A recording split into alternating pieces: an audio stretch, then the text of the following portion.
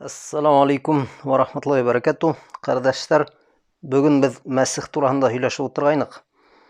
Бәлки бөтәһе аңлап бетмәгәндер, нимә әйтергә теләгәнебезне, шуңа тагы бер тапкыр аңлатып китәйек әле. Аякка күрһәтә. Моны карагыз, кардәшләр. Әлеге вакытта мин ошо оёктарны кейдем. Минең аяктар юылган, мин тәһарәттәмен.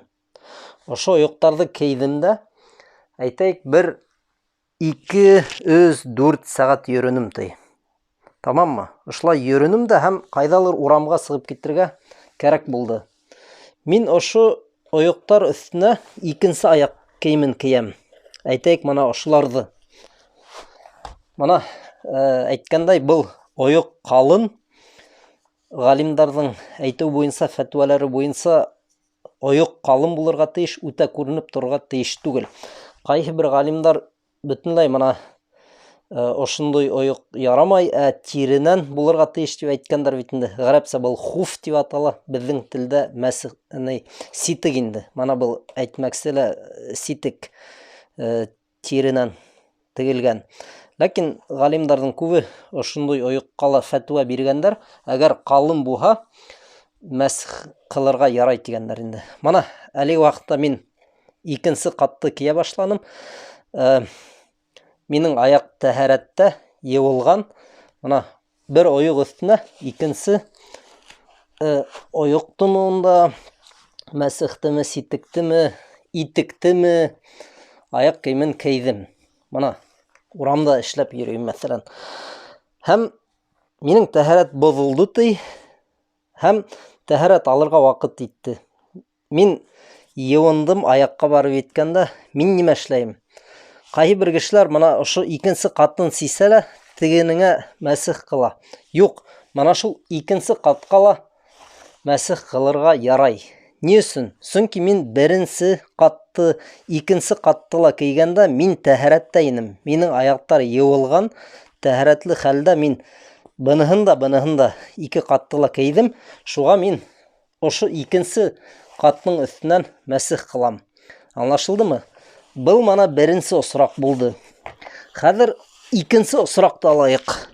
Әйтәйек, мин тәһарәт алдым да, ошо оёктар менән йөрөнем, һәм минең тәһарәт бозылды ти, мәсәлән. Әйдә ошо тәһарәт бозылуын ошо ике кагыз менән күрһәтәйек әле. Моны билдә булһын, Моны әлеге вакытта мин тәһарәтһез һәм моны ошо хәлдә тәһарәт бозылган. Ошо хәлдә мин икенче катты киям. Кайдалыр сыгып китергә булдым ти. Мәсҗидкә монда эш буенча яки урамда эш эшләргә сыгып киттем ти. Ошлай киеп. Һәм урамда, мәсәлән, намаз кылырга, тәһарәт алырга вакыт йетте. Мин моны ошо икенче кат өстенә мәсих кыла аламмы? Юк, кыла алмайм. Ни өчен? Чөнки моны карагыз, мин бул икенче катты кигәндә, минең беренче кат тәһарәтһез хәлдә калган оёктар ине. Аңланыгызмы? Шуңа моны икенче катка түгел, сисәм дә икенче катты. Моны ошо беренче катка мәсих кылам. Шуны күзеңдә тотыгыз. Әгәр ошо икенче катка мәсих кылырга теләйсегез икән, һез аякты юып, тәһарәтле хәлдә беренче каттыла, икенче каттыла киергә тиешсегез. Бер артлы булмаһа, моны бер үк минутта киймәһәгез дә, мәсәлән, тәһарәт алдыгыз да, күпмелер вакыт йөрүнегез, 1, 2, 3, хатта 4 сәгать. Ләкин барыбер тәһарәтле, ана шул тәһарәтле хәлдә кийһәгез икенче катты, шул вакыт кына икенче катка мәсих кылырга ярай. Тәһарәтһез хәлдә кигәнегез икән икенче катты, ул вакыт уларны сисеп, моны беренче катка гына мәсих кылырга тиешсегез.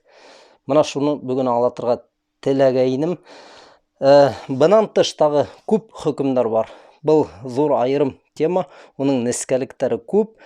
Галимдар арасында төрле һүзләр, фәтвалар, ихтилафтар бар. Шуңа моны бик ентекләп бүтән нескәлектәр менән бындай мәсьәләләрне өйрәнәйек. Бул мәсьәләләр диндән булган бөтә нәмәләрҙе лә беҙ бик етди, ентекле итеп өйрәнергә тейешбеҙ. Сөнки мына ошо мәсехтең дөрөҫ булыуына беҙҙең тәһәрәтебеҙ бәйле бит инде бит.